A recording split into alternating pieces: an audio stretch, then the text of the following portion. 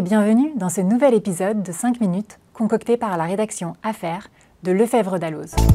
Commençons avec Michaela par une décision de la Cour de cassation du 12 juin 2025 relative aux conditions de prononcé de la faillite personnelle d'un dirigeant, indépendamment de l'insuffisance d'actifs de la société concernée.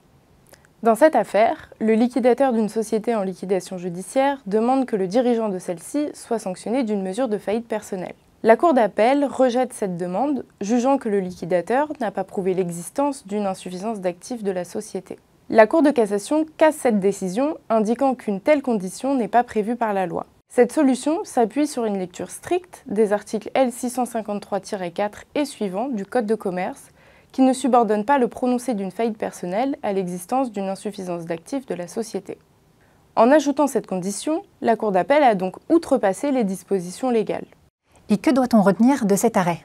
La portée de cette décision est significative. Elle clarifie que les sanctions personnelles, telles que la faillite personnelle ou l'interdiction de gérer, à laquelle la solution est transposable, peuvent être prononcées indépendamment de la preuve d'une insuffisance d'actifs. Rappelons qu'à l'exception du grief de non-coopération avec les organes de la procédure collective, seuls des faits antérieurs à l'ouverture de cette procédure, tous listés aux articles L653-3 et suivants du Code de commerce, peuvent justifier le prononcé de ces sanctions personnelles. La preuve de l'existence d'une insuffisance d'actifs de la société reste cependant nécessaire pour condamner un dirigeant à supporter cette insuffisance d'actifs, en vertu de l'article L651-2 du Code de commerce. Poursuivons avec un arrêt de la Cour de cassation du 28 mai 2025 concernant l'approbation de la modification d'une convention réglementée par l'Assemblée des associés. Laurane, nous t'écoutons. Commençons par le contexte factuel de l'affaire. Le gérant d'une SARL est aussi associé d'une SCI. Cette SCI est propriétaire d'un local qu'elle loue à la SARL en vertu d'un bail commercial. Le loyer de ce bail est révisé à plusieurs reprises. Reprochant au gérant de la SARL de ne pas avoir soumis ces révisions de loyer à leur approbation, les associés de cette SARL demandent en justice sa révocation.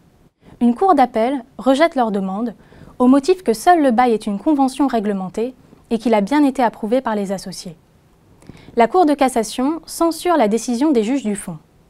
Elle rappelle que, selon l'article L223-19 du Code de commerce, le gérant doit présenter à l'Assemblée des associés un rapport sur les conventions intervenues directement ou par personne interposée entre la société et l'un de ses gérants ou associés, l'Assemblée devant se prononcer sur ce rapport.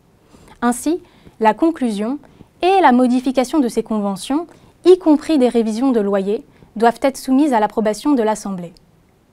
Et cette solution est-elle nouvelle ? Non. Ce principe avait déjà été énoncé par la Cour de cassation dans un arrêt du 27 février 1996, l'appliquant dans le cadre d'une société anonyme. La solution, reprise ici pour les SARL, est transposable à toutes les conventions réglementées. Elle semble empreinte de bon sens. Comment empêcher sinon le dirigeant malveillant de soumettre à autorisation une convention équilibrée, voire favorable à la société, puis une fois l'autorisation obtenue, de l'amender comme bon lui semble. Compte tenu de la généralité du principe énoncé par la Cour de cassation, toute modification, serait-elle mineure ou conclue à des conditions normales, doit être approuvée par les associés. Terminons avec Alexandra sur deux arrêts du 19 juin 2025 concernant le droit de préemption du locataire commercial en cas de cession globale d'un immeuble comprenant des locaux commerciaux.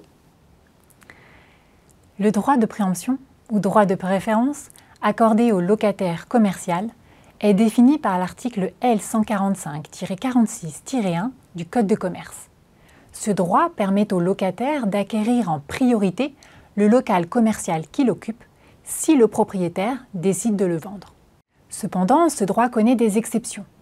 Notamment, le texte prévoit que le locataire commercial ne bénéficie pas du droit de préférence en cas de cession globale d'un immeuble comprenant des locaux commerciaux.